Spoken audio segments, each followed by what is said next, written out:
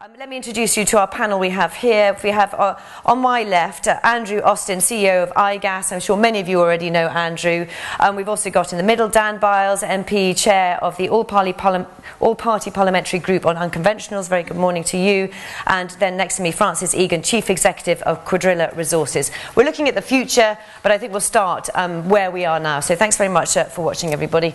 Francis, do you want to kick off? Where are you right now, and what are you up to as Cuadrilla? So, can everyone hear me? Your mic is under here, sorry. Let me. Can you hear me okay? Yes. Yeah. Okay, so Cuadrilla, operating in Lancashire, as you know, and also in Sussex. In Lancashire, we've drilled 3 exploration wells. We've partially fractured and flow tested 1, and we have the data from a number of previous exploration wells. We've also shot a 3D seismic survey over about 100 square kilometres of the licence area. For those of you not familiar with it, the licence area is quite large. It's about 1,100 square kilometres in Lancashire. So typically people will talk of Blackpool, but whilst Blackpool is in the area, it's by no means the totality of it. Within that licence area, we've estimated 200 trillion cubic feet of gas in the ground. We need to drill, test and flow some further wells to begin to answer the question that everybody keeps asking of how much of that gas in the ground are you going to be able to get out of the ground. And we're in the process of kicking off environmental impact assessments to support the planning applications.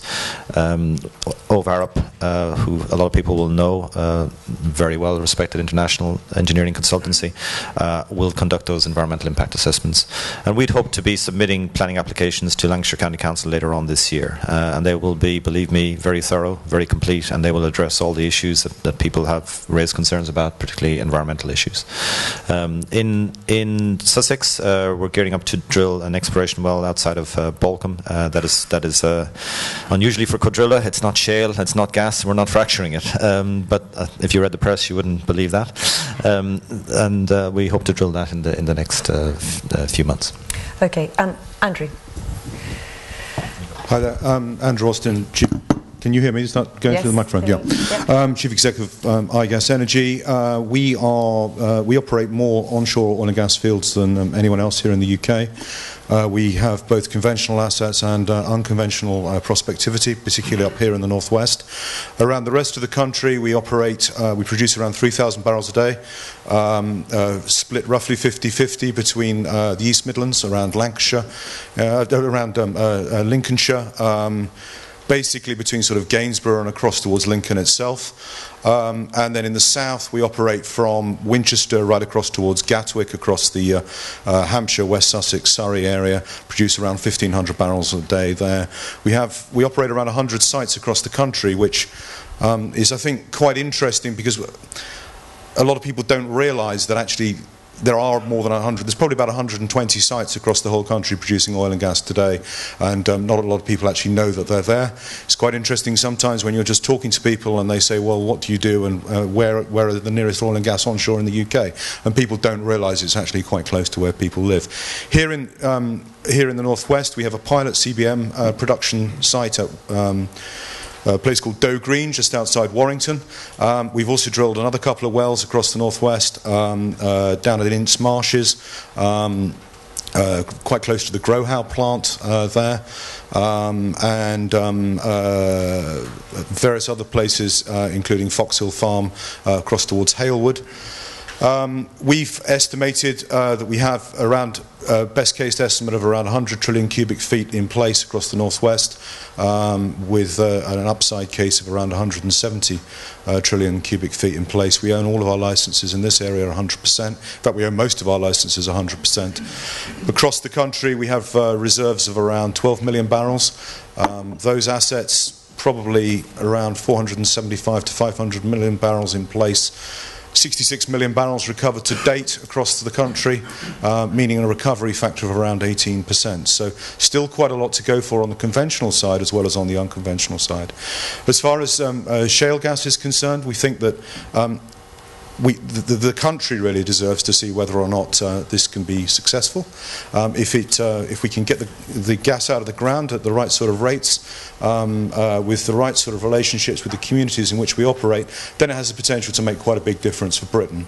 And I think that's why we're seeing an increasing level of support and backing from central government across party divides in terms of working out whether or not this can make a difference. The country, if you look back over the last 200 years, and especially here in the northwest, being able to deliver homegrown hydrocarbons has actually made a big difference to the country several times. Firstly, the Industrial Revolution and coal in the northwest. Secondly, the North Sea in the late 70s and 80s through into the 90s.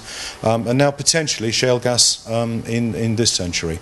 And I think it's interesting that we need to just be given the opportunity as an industry to actually work out whether or not we can produce this stuff at economic rates in material quantities.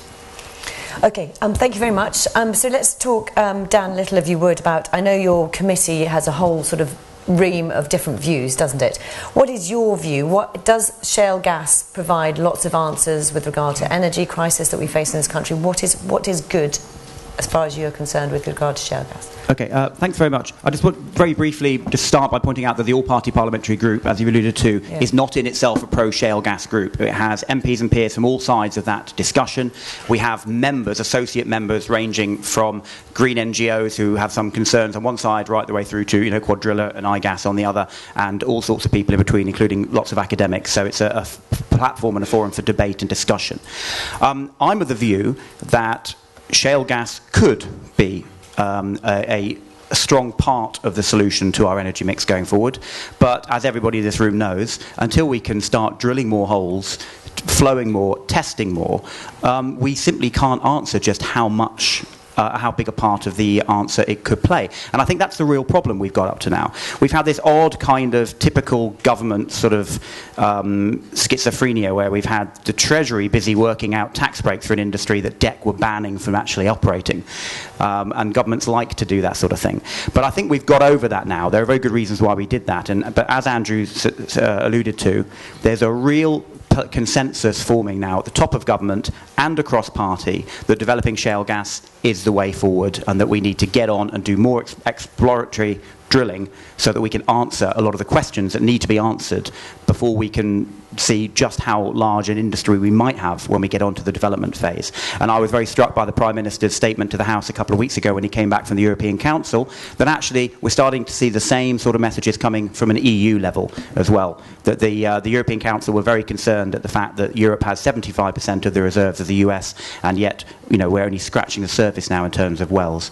So I think we're going to see a lot more positive noises coming out of government. We're going to start seeing the community benefit work, the planning guidance work, and at some point the Environment Agency might start getting the message as well and start doing some streamlining of regulations, and we're going to see government getting behind this in a much bigger way, in my view, over the coming months. You mentioned the drilling and being able to do it. You talked about planning, didn't you, Francis? What is your major barrier at the moment? What a good question. Just to add on to what Dan said, I think firstly there is a growing realization that gas is an important part of the energy mix. I think when people talk about energy, almost invariably the conversation moves to electricity and talks about the lights going out, etc., etc. Electricity is a vital part of energy, but it's just a part. Just 25 to 30% of energy, and you need gas for a lot more than electricity. So this Punch and Judy show of gas versus renewables is actually missing the point. If you could generate all your electricity with renewables, then you'd still need 2/3 of the gas you need today. So I think the first thing is a realization that gas is here, and it's part and will be part of the UK energy mix for decades to come, unless we turn off our central heating systems and stop cooking, which isn't, I think, going to happen very soon. So I think that is growing. Then you come to the question of, well, where is the gas going to come from? And we have a choice. We can either continue to import it in quite large quantities at a very large cost, or develop our own resources. And again, I think that realization is coming, that if we have this gas and it can be developed safely and in a responsible fashion, why wouldn't we do it? Now, what Dan is saying is that at all parties in government, I think the penny has dropped as well. If it's possible to do that, it would be madness not to. You then need to take that to a local level and work through planning, permitting, to actually drill the wells and demonstrate that you can do what you say you're going to do. That is, deliver it safely, responsibly, and cost effectively. And that's where we're at. Now, I don't know if it's a barrier, it's just a step that we need to get through. And as I say, we will be submitting planning applications to Lancashire County Council for the work here in the Northwest within the next few months. And moving forward, the industry needs to demonstrate that what it says it can do, it can do. You talked about, let's talk a little bit about regulation and perception as well, because, I'm sure, how many of you are here from the UK? All of you? Pretty much, okay. Perception is a big problem, isn't it? Dan, do you want to just pick up on that sort of view? Perception is a problem on many, many different levels, and we'll discuss some of them in a minute. But, let's talk about, for example, environmental concerns, and just from a local community kind of point of view. Yeah, I mean, there's perception is interesting because it often differs nationally and locally, and you see this with wind power and nuclear as well. This isn't just for shale gas. There's the University of Nottingham have actually been doing some very interesting work on baseline public opinion nationally, and actually the evidence is over the last 3 years that the British public are becoming more in favour of developing shale gas. When you go to a local level, I think it's entirely reasonable for a local community or a local council to ask 2 questions. Is this safe, and what's in it for us? And I think part of the, Francis, I think it's quite interesting the way he phrased it. It's not so much a hurdle or a barrier, it's just a necessary step that needs to get through, is answering those 2 questions, is demonstrating what the benefits to local communities are as well as the clear potential benefits for the nation, but also demonstrating that it can be done safely. And again, there's 2 levels to that. There's the big picture argument around climate change and emissions, and I don't doubt we're going to have that discussion. I think the next panel is probably going to talk about that significantly. And then there's the local level of the potential impact on local communities. And in my experience of talking to local communities about shale gas and nuclear and onshore wind, often it's actually much more mundane issues that worry people. It's planning blight, it's truck movements, it's dust, it's where are the workers, what pubs are the workforce going to be drinking in? That was a big one down at Hinckley, interestingly enough. So, the Hinckley point was fascinating. It wasn't the nuclear reactor on the doorstep that worried people, it was the truck movements and the workers' camps. And to a certain extent, the same is true of shale gas. But most people don't really know what goes on a mile underground in hydraulic fracturing. What they worry about is when they turn their tap on, is clean drinking water going to come out? How many trucks are going to be going through their village, that sort of thing.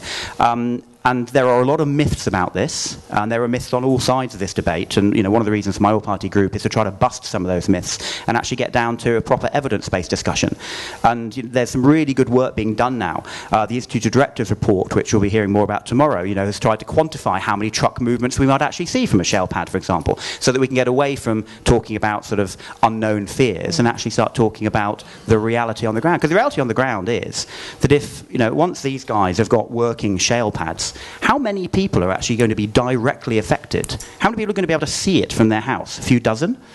Who else? How are anyone else going to be affected? Probably the trucks. That's probably it.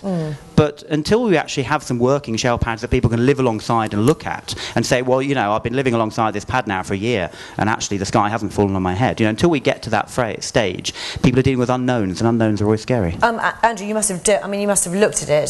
So what kind of impact, for example, we know that you are sitting on, presumably shale here in the northwest. You must have looked at that kind of impact on a local level, and what are the sort of figures you're coming up with? In terms of the impact of trucks, in terms of sitting and seeing it from your house. Well, again, truck movements are pretty low once you're into the production phase of what you do. Then you're shipping gas out by pipeline, so the truck movements are really very low indeed. What I think the biggest fear with local communities is the fear of the unknown. And people, the first assumption people make is that the rig stays. And once, we know this from conventional oil and gas exploration sites. Once people realise the rig comes, it spends 60, 90 days on site and then goes away again at the end of that period, it's gone. Was that what it was all about? There was a case in Staffordshire where we went to a public meeting and about a planning application for a second site that we were drilling at. And someone stood up in the audience and said, well, when are you going to get on and drill the other well you've already got planning permission for? And we said, well, actually, we've already drilled that. And we left, and people didn't even know that we'd actually been and gone. So it's a lot about perception. I think the other thing is people forget that there's been an onshore oil and gas industry in this country for a long period of time. More than 2,000 wells have been drilled across the country. Probably more than 10% of those have been hydraulically fracked. There are a number of communities who already live alongside hydrocarbon extraction with no issues for them at all. We've got production sites sitting in the middle of South Downs National Park, in some sort of very leafy parts of Surrey and Hampshire, where things go on and people aren't aware of it, and there we're producing oil, so we're actually shipping that oil out by truck. We carry probably 20-25 tankers full of oil around the country every day, without disruption to the local communities, and water as well, water that then gets re-injected back into the reservoirs. So this is not, I think one of the big perceptions is that this is something new and therefore it's something scary. I think we need to get back to understanding that this is actually an extension of an industry that's gone on in this country for some considerable period of time. Which farm, which was previously owned by BP and developed by BP, now run by Perenco, is the largest onshore oil and gas field in Europe. It sits on the Isle of Purbeck in Dorset, and the laterals from there go underneath Bournemouth Beach, and people aren't aware. But if it's Blackpool Beach and it's shale, and getting it directly out of the source rock, it seems to be somewhat more contentious. Francis, you've dealt with this on a very kind of pertinent way, haven't you, with the tremor, which sort of sent tremors through the industry, actually, in some ways, didn't it? Well, I'm glad you described it as a tremor. Well, only because you told me to. Let's be clear. Some others might have said an earthquake. Well, minor. it's not as sexy as an earthquake, is it? A tremor. And it's interesting. The Earth moved, and as it does every month in the UK. I think if you look at the British Geological Survey, you'll find that every month we have one which is a 3 or larger, or roughly speaking, a 3 or larger. And I don't know how many the BBC Northwest reported, but I suspect none. And yet, a 2.3 and a 1.9, we're still talking about it 2 years later. That's not to say that it wasn't important. Of course, it was hugely important, because and we accept that the hydraulic fracturing that took place. 2 independent academic studies have said that was likely a causation factor for the tremor. Since then, there's been a huge amount of independent study done by the government, academic studies done by Durham University, and I think it is largely accepted, I would say, by most people, even people who are opposed to the industry, that seismicity or tremors or earthquakes is not an issue that's likely to cause damage or harm to people, but is an issue that needs to be managed to prevent people getting concerned. And government have put in place a fairly detailed monitoring system down to a level of seismic movement that, frankly, we measured background in Blackpool. You experience 8 times an hour from traffic movement, so nobody's going to notice that anything is happening. Dan, what about government? How concerned are they about that? And it's not just the fact it's happened; it's also the perception on the industry as well, which has been damaging, hasn't it? Well, I think we can overplay how damaging it was. I think you'll notice that you actually hear about it less and less now, and I think the reason you hear about it less and less is because we've had some very good reports. The Royal Society report, for example, very comprehensive, and I think people have recognised that actually it's not the issue that some people thought it was. They frack under Dallas Airport. In the US, this is not something that causes major problems above ground, and I've noticed that people opposed to shale gas who contact me and write to me no longer mention earthquakes to the same degree that they did sort of 6 or 9 months ago. I think, to be honest, that particular issue is pretty much dealt with. You talked about America, and we know that there are some people making extraordinary amounts of money in America, and you mentioned earlier, didn't you, said so who benefits, what's in it for us? Francis, do you want to pick up that point? So what is in it for local communities, do you think? Well, I think and the economy as a whole as well. And I keep saying this, Cuadrilla doesn't own the shale gas, IGas doesn't own the shale gas. The shale gas belongs to the country. We have a license to explore for it, and the major beneficiary out of this will ultimately be the UK taxpayer, through tax receipts into Treasury, through jobs, through balance of payments, and I actually believe through reduced environmental emissions, because we will do this in a way that displaces coal, potentially inroading into the transport sector, sector where we can replace diesel with CNG. There's a whole host of benefits here, and you know, I think the report has already been mentioned, and we will say we commissioned it, but it's an excellent piece of work in the IOD report, which goes through all that. There's economic benefits, there's security supply benefits, there's environmental benefits. This is a potential win-win-win-win. We just have to get it right. Andrew, do you want to pick up on that point? Yeah, I think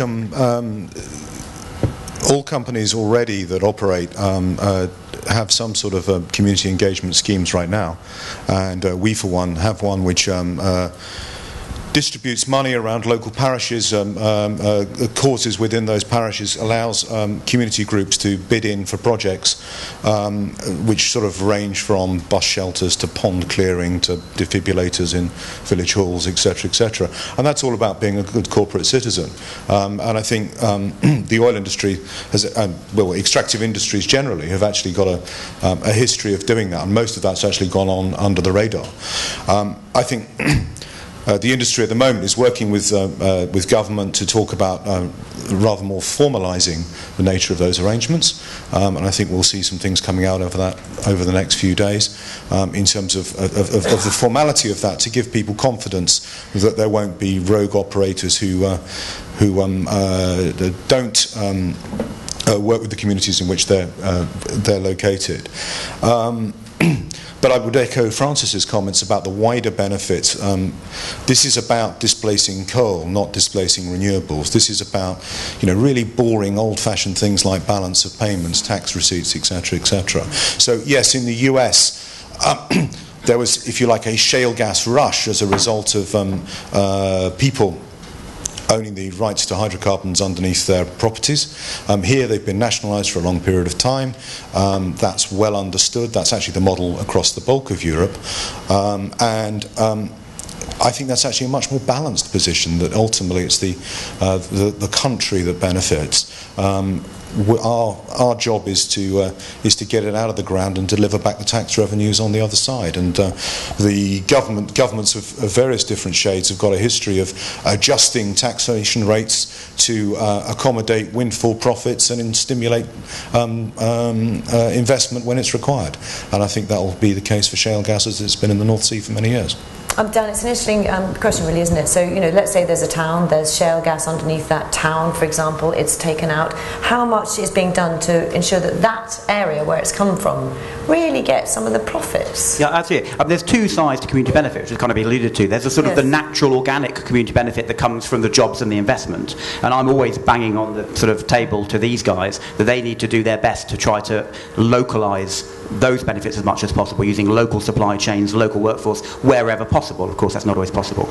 But yeah, the other side is a kind of artificial community benefit, you know, where you actually, and we see this as onshore wind as well, where there's all kinds of ways of doing it. There may be some sort of a payment per well, some sort of almost like a local tax. However you do it, there's a way of generating some of the money for the local community.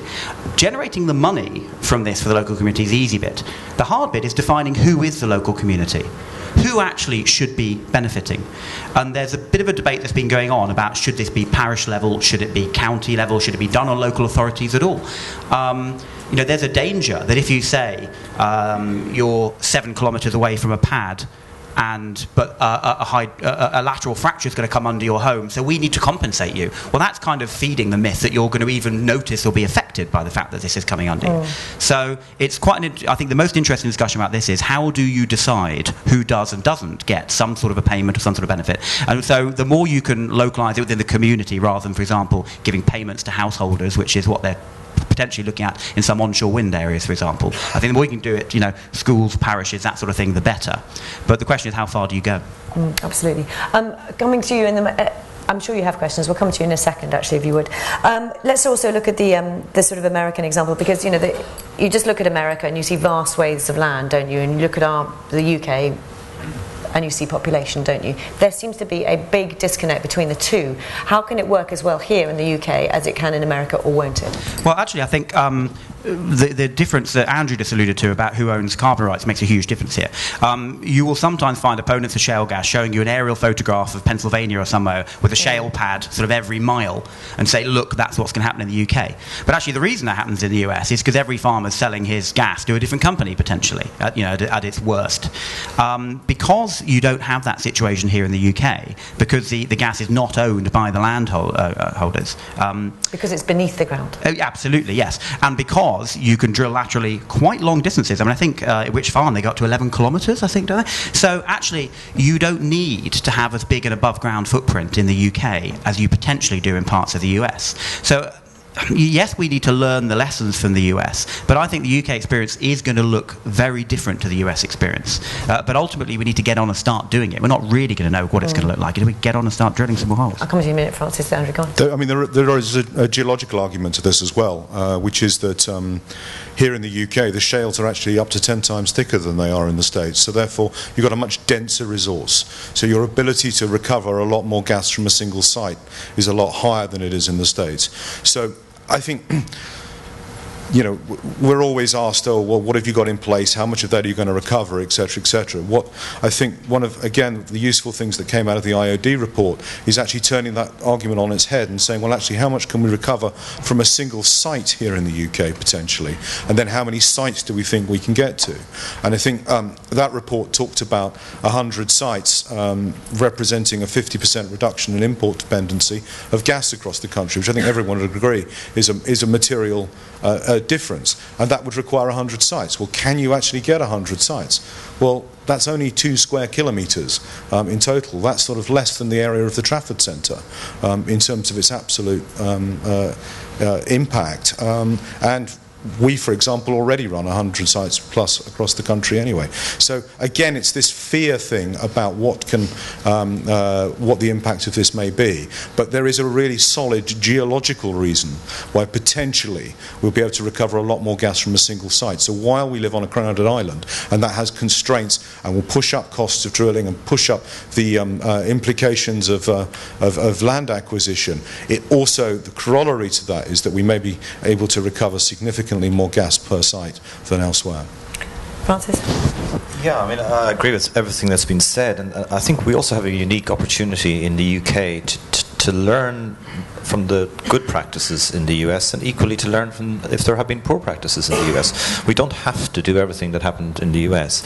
We have in the UK an oil and gas industry that I think is a regulatory system that is frankly the envy of a lot of countries in the world. And as Andrew said earlier, this is not a new industry for us. We have the North Sea to draw upon the expertise, the skills. We have a regulatory system that's been in place for decades, and we have an opportunity, and particularly here in the Northwest, we have an opportunity to lead Europe in this and to show that this can be done and will be done safely and sensibly. And why not? And presumably it helps you the fact that the US is far more advanced as well from the technological point of view. Well, there's always something nice in being able to follow on something that's proven. There's no doubt about that. Okay, so just to add to that, in a second. Just to add to that, I mean, one of the advantages is that it took whatever it was 15 years to unlock the Bakken shale with Mitchell drilling, and subsequent other shale provinces in the States have taken shorter and shorter periods of time because people know what techniques to try and employ to actually get shales out of differing rock, gas out of differing rock, and actually to be able to take that learning here in the UK is a big benefit. And I think the Northwest needs to consider, Aberdeen fought for its position in the 70s to be the basis of the North Sea, not only in the UK sector, but in the Norwegian sector and the Dutch sector, etc., across the North Sea.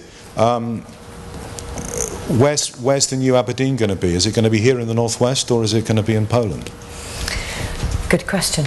Anybody from the Northwest like to answer that? Okay, questions. Anybody got a question from the floor? We will talk specifically about the environment later with another panel debate, but you can talk about that as well if you'd like to. Go on.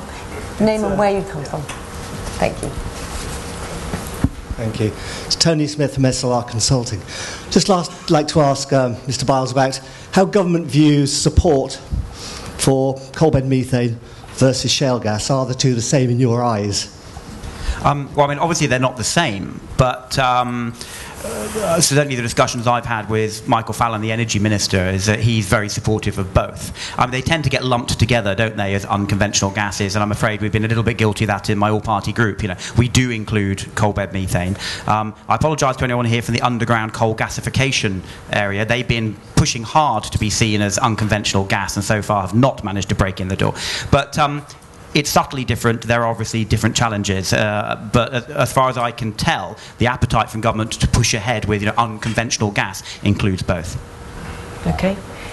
Next question.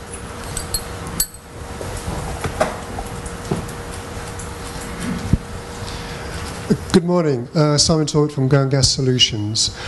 What specific lessons can we learn from the American experience, in particular, of what they haven't done that we can do better? Are you going to go, Francis?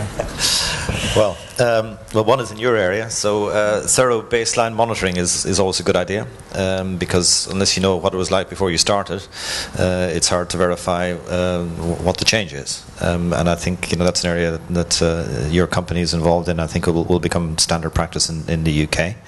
There are numerous other examples, and I'm sure my colleagues here on the panel will give you. But another obvious one is disclosure of the chemicals that you put in fracturing fluids. I mean,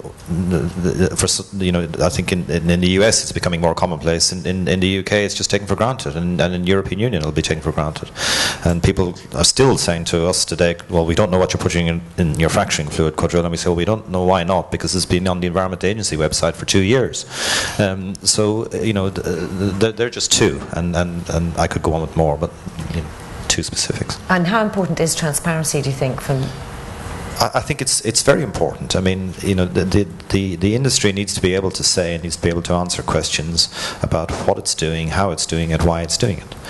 Now, not everybody is going to agree with everything you're doing, but as long as it's safe and it's regulated, then you should have no reason to say, well, there may be some commercial reasons that you can't disclose absolutely everything, but things like what chemicals are you using in the fluids. No reason at all. Can I say, on that last point, I think it's worth noting that I haven't met anybody from across this industry or the sort of wider supply chain industries who don't want good, solid regulation and transparency, because this is one of those industries where a cowboy somewhere messing it up could, because of the very strong public interest, mess it up for everybody. There's a phrase in the nuclear industry that an accident somewhere is an accident everywhere. And in effect, that's true for Shale as well. So everybody in this room who is in any way involved with industry or seeking to be involved in the industry should all be pleased that we are taking the regulation seriously and that the transparency is there, because what we don't want is somebody coming in and making a mistake that then reflects badly on those industries or those companies who have better practice. Andrew? I'll just echo the same point about transparency, really. I think it's absolutely vital. It's the key. I mean, and I think that is one of the lessons we can learn from the US. In the US, the landowner owns the hydrocarbons, and therefore there is a natural predilection to not be as transparent. Here, it's owned by the Crown. It's owned by the people who live in and around the sites at which we operate. We are duty holders in extracting that, and that's where we come. And if we're not transparent about that, then we lose our social license to operate. And are yours as well on the environmental website? Are they on the same? Are they? Yeah, the Environment Agency put them all up there. They do. And as an industry, the UK Onshore Operators Group is also going to directly disclose all materials that are used in fracking. Okay. And did that answer your question? Thank you. Yes. Okay. Next up, anybody? Okay, I'll come to you in a minute. There's one at the back, but I'll come to you in a second. Thank you. Paul Mayle, partner in the planning team at Eversheds. You talked about the need to address public perception and fear of the unknown. Now, my experience of these sorts of projects is there's only so much a developer can do to address those fears, because the natural public response is, well, they would say that, wouldn't they? So, what assistance would you like to see from government to help you make that case, and do you feel you're getting that assistance at the moment? Do you want to take that, Francis, or do you want me to take that? You can both take it. You start this time, Andrew. No, after you, Francis. I think it's fair to say, and it's been said by Dan, and it's been said by both Francis and I, the government across departments is actually trying to be quite joined up about this, and it's very easy to point the finger often at government and say, oh, it's never joined up and different departments don't talk to each other. But there is a really active engagement going on with DCLG, with the Treasury, with the Environment Agency, with the Department of Energy and Climate Change. And it's interesting, you know, the Chancellor turned around in the budget speech and talked about planning, community benefits and taxation.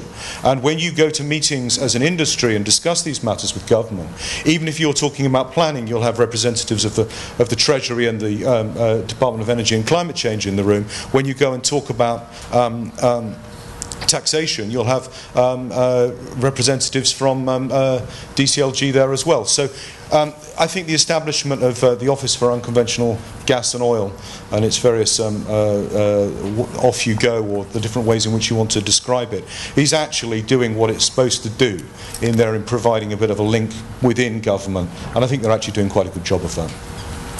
Can I just say also, I entirely agree that one of the problems with this debate is, you know, if IGas and Cuadrilla say something, people will say, well, they would say that. Friends of the Earth say something, people will say, well, they would say that. I think there's a strong role here for academia as well, and I've been very, very pleased with some of these sort of things like the Royal Society report, work by the Durham Energy Institute, and people like the Institute of Directors, because I think that, you know, they are seen as being honest players, and I'm very keen that, for example, in my all-party parliamentary group, academic organisations, I've been reaching out to them. We have the British Geological Surveyor members, the Durham Energy Institute members, I've invited the Tyndall Centre, lots of universities, because it's really, really important that we have this sort of honest player, the academics, who I think most people do feel play this with a straight bat. And I think that helps. And I think the Royal Society report into the seismology was a classic example of a very good report that came out at a very timely moment and helped answer a lot of questions. So academia and regulation, I agree with both of those. And the third one I would add is to improve the level of understanding in the country about energy. Because, as I said right back to at the start, invariably when we talk about energy, we immediately talk about electricity and nothing else. I think people really do need to understand that we do need gas in this country, and we are going to need it for decades. And where is it going to come from? I want to pick up on that with you, Dan Byles, if that's okay. About energy security it's a big problem, isn't it? And that's one, presumably this is part of the solution, or absolutely. I think sometimes people misunderstand the energy security problem. Actually, we've probably got a bigger problem with our energy security going forward in terms of just generating capacity rather than where we're getting sort of gas and raw materials from. But that's a slightly different question. In terms of physical energy security of gas, and there's two sides to it. It's the physical security and it's the price security. We had an issue, as a lot of people will be aware of, back in March when the Belgian interconnector went down and prices doubled. I think they even very briefly tripled. There was a spike in prices. We didn't run out of gas, but the price doubled like that in the space of an hour. Price security is just important. There was actually a company in my constituency, a heavy energy user, who make brick manufacturers, who had a phone call in the morning, and they are supposed to be on a non-interruptible gas contract. They had a phone call in the morning from National Grid saying, we might be switching your gas off at 2 o'clock this afternoon. Now, in the end, they didn't. But that's how close we came. Now, there's also a bit of a myth that we get our gas from Russia and terrible regimes. Actually, we don't get that much gas from Russia. Most of our gas comes from Qatar, from Norway, from very relatively friendly places. But Francis has alluded to the fact that any gas that comes from Qatar and from Norway doesn't create any jobs in this country and doesn't generate any tax in this country. So there are multiple reasons why we will benefit from a strong domestic supply of gas. But in terms of the physical energy security, with the way the LNG market, etc., works now, I think we're unlikely to ever be in a situation where there isn't physical gas that we can buy. The problem is, it's what price are we going to have to buy it at times of supply squeeze. Okay. Do you want a question? Claire Durkin, URS. Building on what you said, which I've been very impressed with, I would very much like, in 50 years' time, for us to be writing the history of this development with great pride, that we did it well. But I'd also quite like not to wait 50 years to hear that. And we're not very good at telling our own story about how extraordinarily good actually we have been on oil and gas in the North Sea, our safety record, our good husbandry, how we will put it to bed well. And I wondered if there is anything that you would like to challenge us with, but anything that you might also do from government, from industry, to reach out to the Netherlands and to Norway, so that we can create an arc in this area of the world of good stewardship to show the world that actually, just as the Hanseatic League was, so we are responsible and sound and good in a way that we can actually reflect upon this, so that we can all remember in the Industrial Revolution we all remember the dark satanic mills and everybody forgets George Stephenson. Well, I do think that we ought to be proud now of what we're putting in place on shale, and how do we keep that narrative going with others to reflect well on ourselves. Who would like to begin?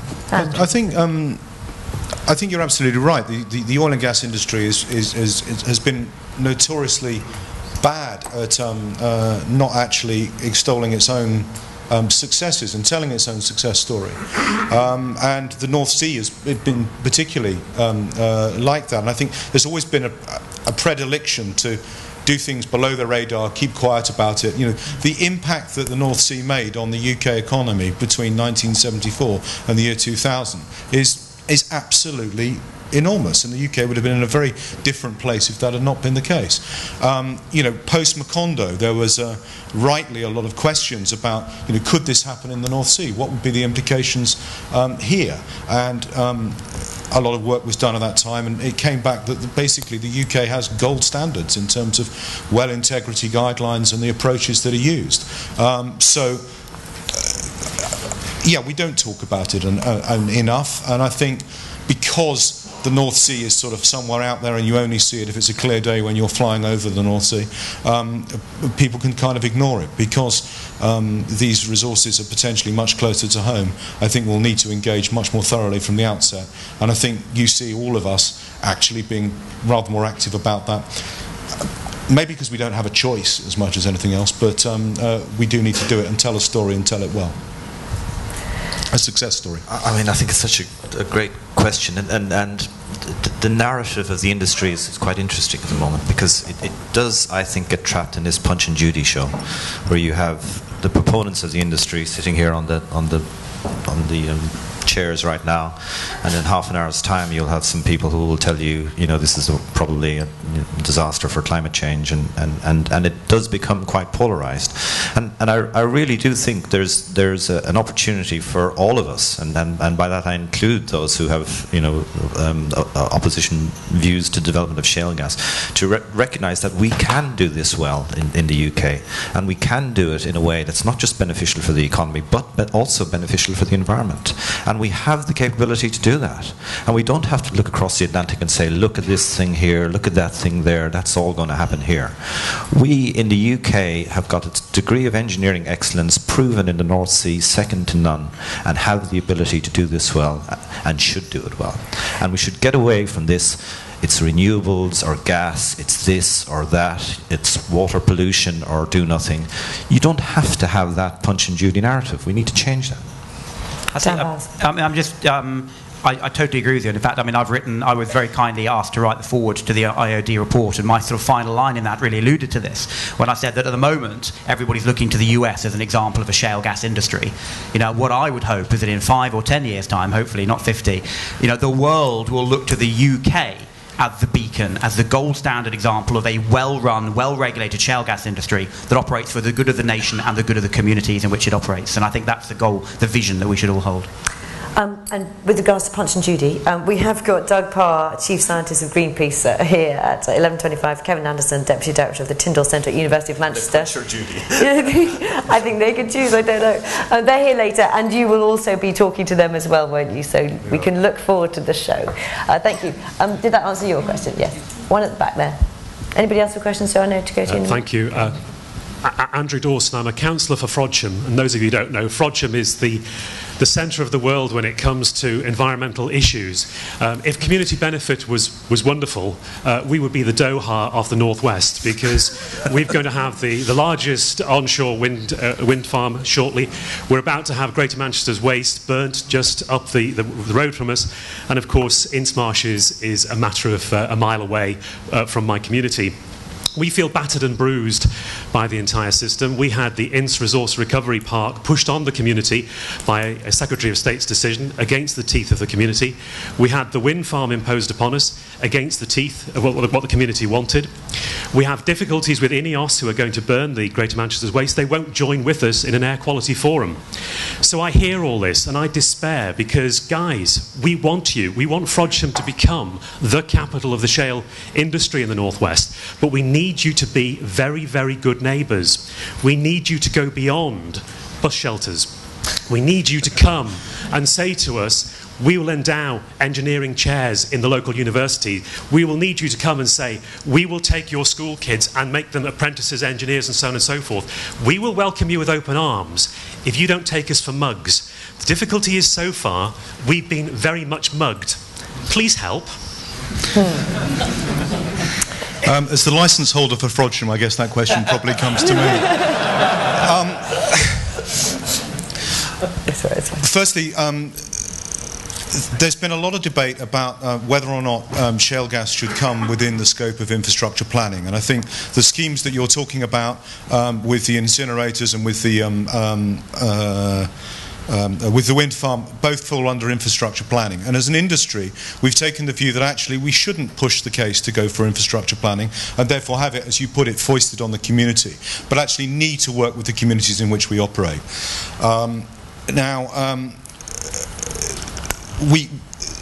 We will do that, and we will engage with you, and I think you have hopefully have noticed for our planning applications in your area that we have done that. Also, we are working with a number of the other employers in those areas as well to make sure that we can actually create a future for those jobs in those areas. So if shale gas can be developed successfully and delivered at the right sort of prices, people like the Growhows, the INEOSs, who are large employers in those areas, will benefit from the stability that having a local source of gas brings. And as I'm sure you're aware, we're in conversations with all of those people at the moment. So we'll try and take the best practice that we've used elsewhere across the country and bring that to Frodsham. And we will go beyond bus shelters and are already working with. I'm sure that you're also aware that you were invited to bid into our community fund long before there was a pressure from government to put in place community benefits. And also, our employees live and work in these communities as well. Sitting about 3 in front of you and 2 to the left is our well service manager who lives in Frodsham. And is actually responsible for that across the whole of the country. So it is local jobs, it does feed through to the local community, and we do take the point about engaging with you from the outset. Does that answer enough of your question, do you think? Well, I could go on forever. Okay.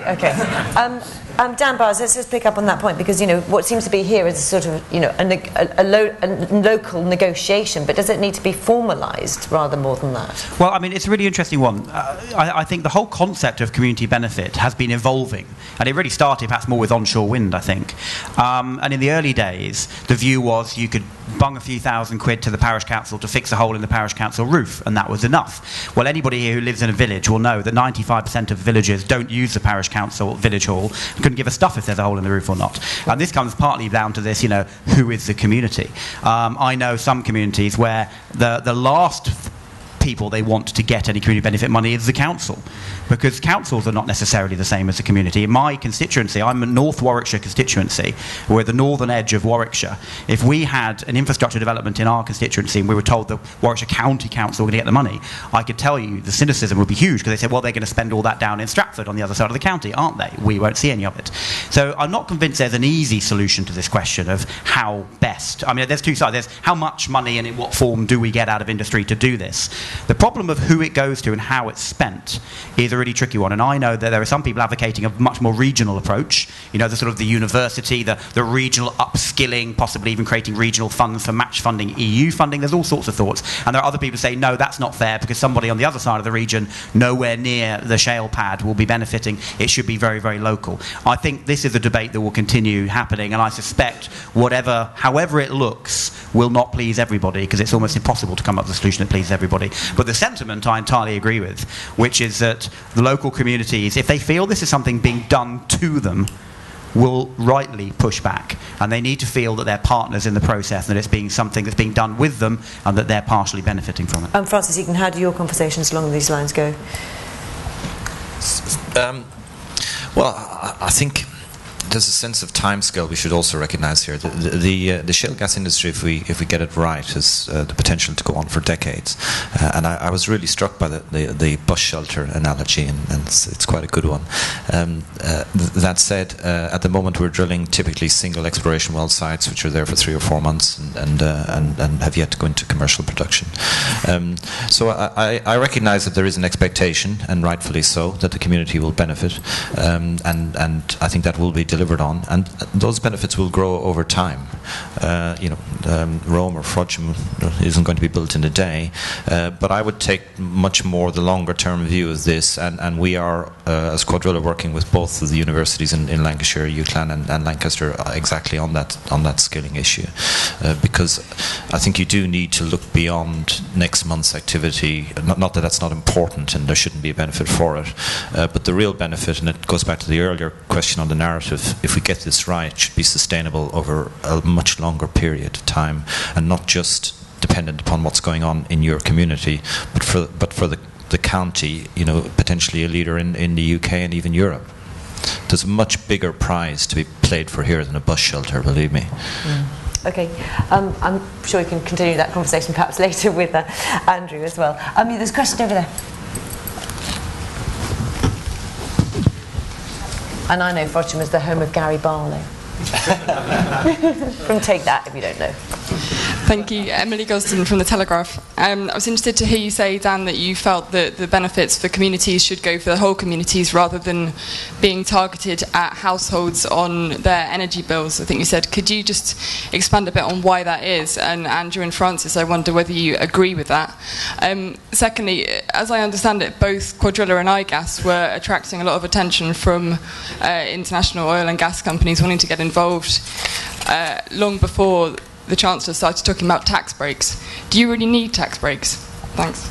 Okay, well, on that first point, at the risk of sounding very much like a politician and trying to answer it both ways, I almost think we need both. Interestingly, one of the larger onshore wind companies actually did some private polling around some of their larger wind farms, asking people what benefit they actually wanted. And the clear winner among local communities, even beating cash in hand, were cheaper energy bills. People actually rated £250 off their energy bill above £250 cash, which might seem counterintuitive. But I found that particularly interesting. But the danger is, if you only pick individual households and say, we're going to give you a cash payment or a council tax reduction or cheaper energy bills, that's the quickest way to split a community, because you can't do it for everybody. And I've seen this in my constituency. When the M42, long before my time, came through, they had a very, very narrow way of compensating people. And I've knocked on doors in villages in my constituency, and people still complain that them on that side of the street got compensation and we didn't over here on this side of the street, or that side of the village and this side of the village.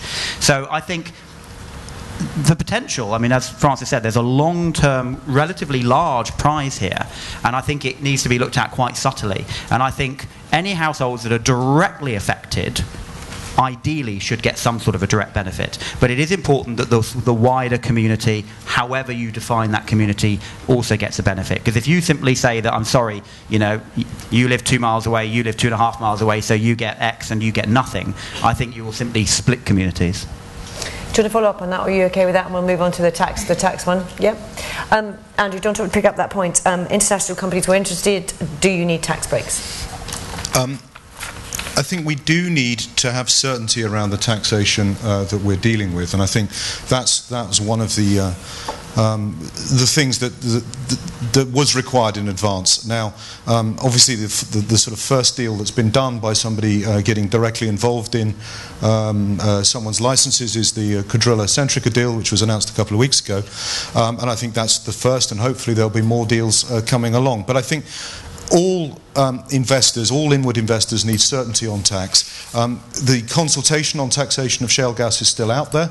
It hasn't actually been finalised yet. The Chancellor has made the point that he's out to find ways to incentivise the industry to get it going. And I think we'll be looking at the same kind of taxation as other marginal parts of the North Sea and elsewhere in the UK continental shelf. Those kind of tax regimes have been applied there, and I think hopefully we'll be looking at something similar for shale gas here. I mean, I think the announcement by the Chancellor set a clear signal that the government is keen to see this industry established, and that in itself is a very important signal in what is a global industry. These are global companies. You're well aware that are interested, and they have investment opportunities in the UK. They also have investment opportunities other places, and the UK is competing with other countries, and I think that's well recognised by the government, and that's part of that.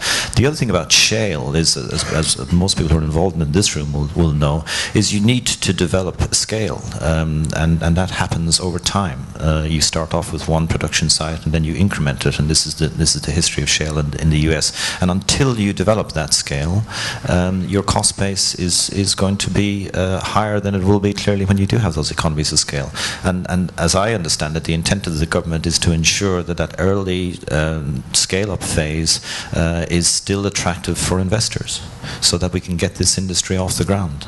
Dan, and what's your view as well? Because I mean, Dan Byles, do you think they need tax breaks, or would they be doing this if they didn't get them anyway? I think the way Andrew phrased it is that they need tax certainty and stability, probably more importantly than tax breaks. I mean, I actually wrote just after the budget that I felt that too much focus was being put on the tax breaks and not enough on what I thought were the more important announcements, which were those around community benefits and planning guidance, because I think they're probably more important. I mean, I'm not a Treasury expert, so it would be hard for me to say whether industry needs tax breaks. You'll notice that these guys were here operating, exploring before those tax breaks were announced. So I suspect that without them, we would still see an industry develop. But as Andrew said, actually what we're probably looking at is not something special for shale gas. We're actually looking at shale gas development being treated as in the same manner as some of the other more marginal plays in other parts of the oil and gas sector, which probably is appropriate. And of course these things do get reviewed. If this industry goes on to start making lots of money, you can bet your bottom dollar that future chancellors will notice and will probably adjust accordingly. I don't want to say that to frighten anybody off, having just said that we want tax confidence. But, I wasn't aware that the industry were jumping up and down, banging the table, saying we desperately need tax breaks or we're going away. But I don't think it's inappropriate for the industry to be treated in the manner that the more marginal, high-cost parts of the other oil and gas sector are treated. It seems to be quite sensible. Happy with that? Yep. Go. For Francis and Andrew, would you be doing this anyway?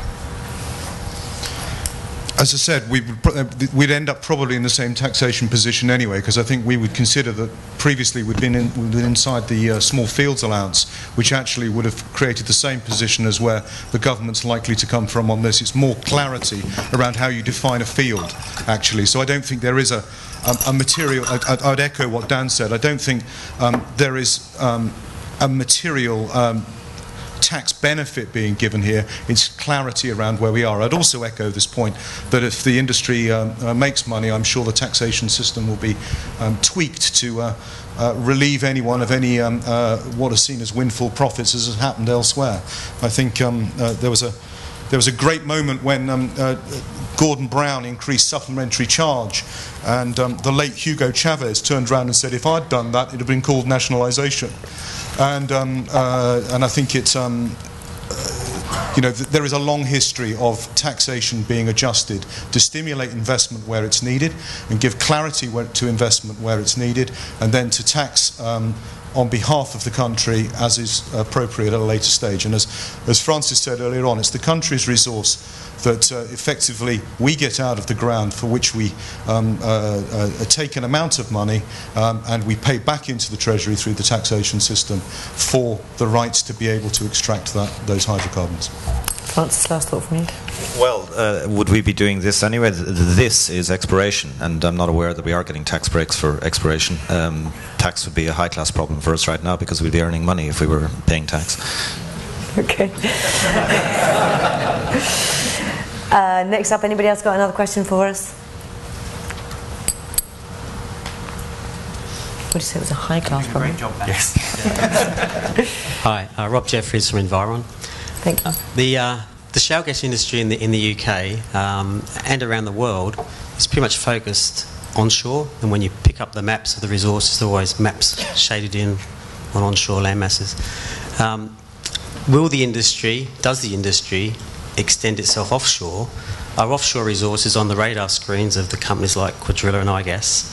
And are there benefits in working offshore as well as onshore and marrying technologies between the two, different sets of challenges in both areas? But wondering, will those maps of the world resources start showing areas offshore as well as onshore? You can never say never, but I think in the short term, the cost challenges of moving offshore are quite significant. And having spent a lot of time working offshore, you're well aware that the cost base is quite different than working onshore. So certainly the entire development of the industry, everywhere you look, has been onshore. That said, that was the history of conventional oil and gas. That's why I say you can never say never. Technology has a habit of making fools of us all in time. But I don't see it happening particularly soon. That's my personal view.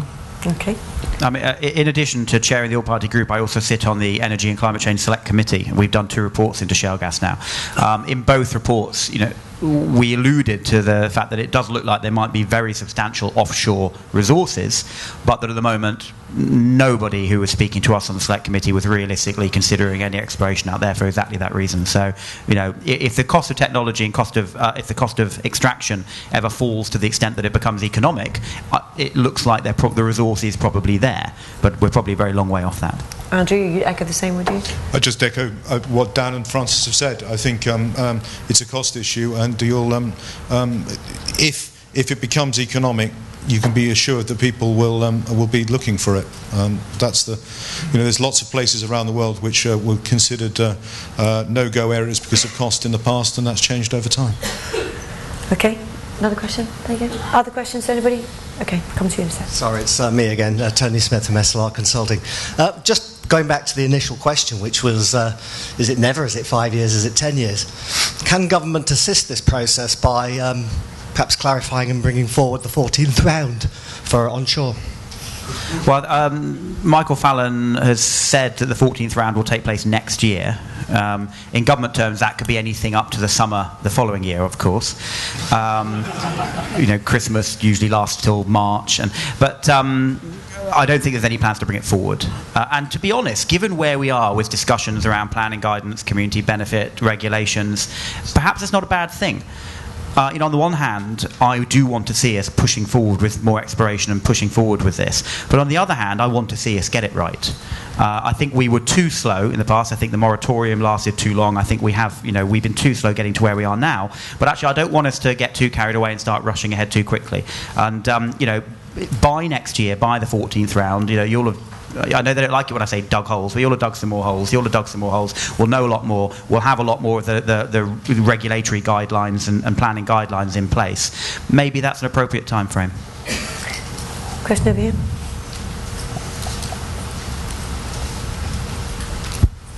I'm Martin Velzenboer. I work for Cigra, which is an Australian outfit. We service the coal bed methane people and the coal industry in Australia. The question is, do we have enough engineers here to service your needs? Recognizing that we are an international business and we've always been looking to the States, but maybe there's other countries we should be looking at too as well. I think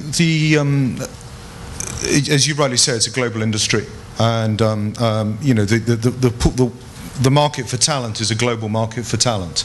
Having said that, I think it goes back to the gentleman from Frodsham comments earlier on. We do have a responsibility to actually educate our own engineers and bring our own people forward.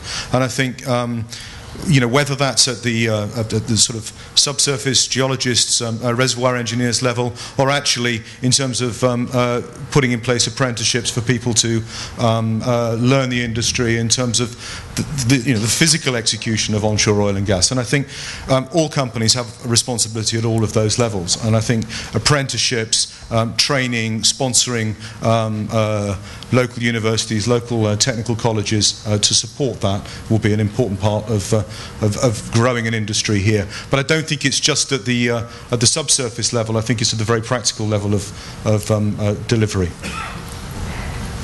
Anybody else? Well, I think for the exploration, what we're doing right now, we do.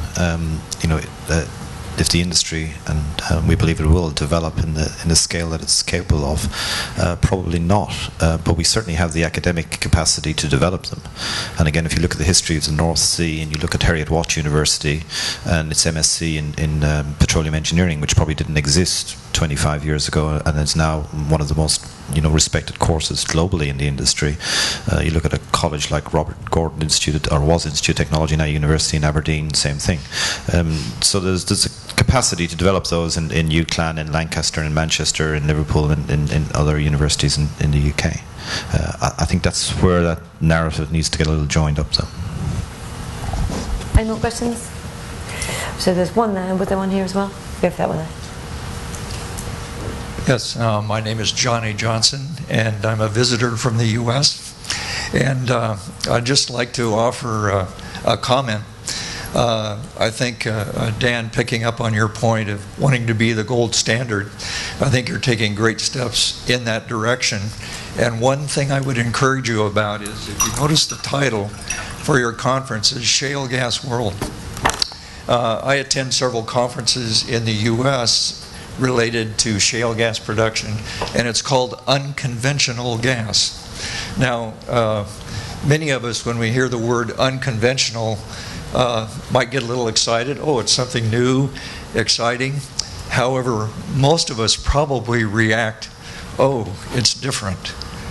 And the thought I would leave with you is, shale gas actually is very simple gas to process. And it's also a very low polluting gas compared to much of the other production you see around the world. I've been associated with many projects where the natural gas that's produced, conventional gas, has high carbon dioxide content and it has high hydrogen sulfide content. And both of those, of course, contribute to pollution and cost aspects. So the very positive position on shale gas is, when you produce the gas, it's actually quite a nice gas to be producing and has very positive effects compared to many other production sources throughout the world. And so I would just encourage you to, you know, look at the glass on the table and say that it's half full, and be very positive about the production of shale gas, because it can have very, very positive impacts overall. So I applaud your titling of your conference. I don't think we need to. Do you need to comment on that? I think. Well, I think we'll it's interesting. We are very unfortunate, actually, with some of the language, and as you rightly say, the language unconventional is very negative. Fracking is dreadful in terms of a word. We even lost control of the spelling of that along the way as well. It never, I mean, as you all know, in the States, it never had, it always had two C's rather than a K involved. It's a shame, but I don't think there's a place where we can change that now. I think, but you are right, that we need to be bold and not timid about actually the benefits that our industry brings. And I think this goes back to the point about the North Sea that was going on earlier on, in terms of it being a success story. We've not been very good at telling the success story that is the North Sea. What that's done, as Francis was saying, in terms of academic excellence here in the UK, that British engineers are seen as some of the best in the world. That goes through to the jobs argument that the other gentleman in the front here was talking about. We've got to be and it goes through into the climate change point as well. If we are going to use gas, if gas is going to be part of the mix, then producing gas locally is a much cleaner way of doing it. It is part of the decarbonisation. It is not the enemy in the decarbonisation of the economy, which we all know that needs to happen. And we'll talk to Doug Parr from Greenpeace and Kevin Anderson. I mentioned that earlier, didn't I, about exactly that a little bit later, because I'm not sure they would entirely agree. But anyway. Okay, happy on that? Any other questions? There you go, one more. We're going to be out of time in about 5 minutes or so, but thank you for your questions. Yes, good morning. Simon Green with Total.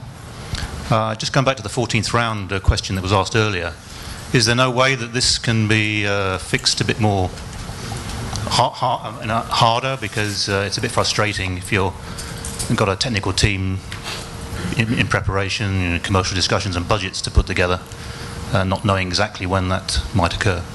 I can't answer that anymore, Neil, I'm afraid. I think it's only quite recently they confirmed it will be next year, wasn't it? It was Michael Fallon announced it to the inaugural meeting of my all-party group. I'm afraid that's a question for DEC and for Michael Fallon. I have no greater insight into that than you. Any more questions? I just wanted to, but before we went, because we've talked very much about the industry, haven't we, and all the rest of it. The constant thing that we are concerned with on things like breakfast, for example, is the actual impact on energy bills for the average householder, which we all are, aren't we? Let's face it, we know which way they're going, and it's not down. Do you think, Dan Byles, if we go into shale gas, in a way which we've been talking about, what will that mean for householders? Is it going to be, at least, it's going to be going down, or what's going to happen? I think there's almost two questions here. There's UK shale gas and then there's global shale gas. Yeah. There's a lot of debate about whether the government have said that developing UK shale gas will bring down prices. I think the Chancellor has occasionally hinted that, whereas actually the general view across government to my select committee's report was that there isn't any evidence that developing UK shale gas will reduce UK energy prices, but that it might dampen future price rises. There are a lot of factors coming down the line that could lead to higher global gas prices and increasing the supply of gas. It doesn't take a Nobel Prize winning economist to know that if you increase the supply as well, you're going to limit future gas price rises. When you start getting into the global picture, things get a bit different though. And if we do end up seeing a global shale gas phenomenon take off around the world, then I don't think anybody knows what impact that's going to have. And not just on gas prices. A lot of people have noted that US emissions have reduced because they're using more shale gas, but that actually the cheaper coal that's flooded the global market as a result has led to more coal use elsewhere. This is a very, very complex and intricate issue. And the geopolitics of this are fascinating, because we could end up moving from a world where hydrocarbons predominantly come from a small number of highly volatile areas and flow through choke points to a much more diversified resource where hydrocarbons are coming from Australia, Brazil, North America, Europe. And the International Energy Agency has suggested that by the year 2030, 2035, 90% of Middle Eastern oil will be going to China, not the US. And there are some American congressmen right now who are saying, when can we bring the fleet home?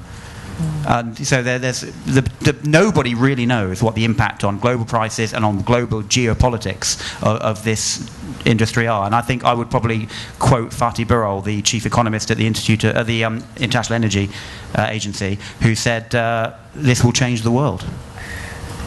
Andrew? I think I agree with Dan. I think there are a lot of geopolitical implications. I think what shale gas development here will do, though, is probably put a cap on prices of gas, which will impact, as you said in your question, well, we know which way they're going. Well, actually, it may mean that is halted. But I think in terms of, it's not just about what it does for households. I think it's also about what it does for industry and giving industry the certainty that it needs to be able to invest on the basis of indigenous gas. And I think, that's been very evident in the States in the sort of return of bulk chemical businesses, etc. And frankly, from a climate change perspective, from a regulatory perspective, as much as anything else, that's better having it in highly regulated Western economies if the gas prices or the energy prices can support that, rather than having that in more lightly regulated developing economies. And it gives us the chance to get back into that game. And I'd rather be manufacturing fertilizer or whatever in the UK than I would in sub-Saharan Africa, from a climate change perspective. Reinforce what Dan said. Gas is a commodity. It's very simple. Two things drive the price. One is supply, the second is demand, and then the distance generally between the two. How far is the supply from the demand? If you put more supply into the market closer to the demand, you will put downward pressure on price. As Dan says, you don't need a Nobel Prize in economics to tell you that. Anyone who says what the absolute price of gas is in the future is lying, because nobody can tell you. But what you can say is put more supply in, closer to demand, downward pressure. The more supply you put in, the further the downward pressure. It will be lower than it otherwise would have been. Okay, and just before we go, we will talk about this, and with the environmentalists obviously as well, but Dan Byles, is one of the problems in focusing on shale gas that we lose the focus and perhaps the investment on renewables? I think this is a completely false argument. The bottom line is we need both. But if you look at the picture today, if we just, leaving aside Francis's point about 83% of our homes are heated by gas, around between 70 and 80% of our electricity at the moment comes from gas and coal. Coal is the elephant in the room here as far as I'm concerned. The IEA predict by 2030 600 gigawatts of new coal, unabated, is going to come on the system globally. That's huge. And the idea that gas is the problem, I think, is mad. Coal is the problem. And to eat into that sort of 75% of our electricity currently generated by gas and coal is going to take a long time, and we can plough ahead with new renewables at a very, very fast pace of knots, and we should, and it will take a very long time to be eating into that 75% of our electricity generated by gas and coal, and it should start by eating into the coal, not the gas. And that's why I don't see this as an argument between gas and renewables. We are going to need both. And the International Renewable Energy Agency, IRENA, have said exactly that. They said shale gas could very neatly complement increased penetration of wind power and of renewable energies, because we're going to need gas to balance the system, we're going to need gas for heating. If we can save carbon emissions by converting road transport to gas, it is a false argument that unfortunately we'll probably hear again later today. We'll discuss it later today, shall we? We will be discussing it. And thank you all very much. Dan Byles MP, thank you. Andrew Austin from IGas and Francis Egan from Cuadrilla. And you will be back later to have some of that debate. But thank you all very much, and thank you for your questions.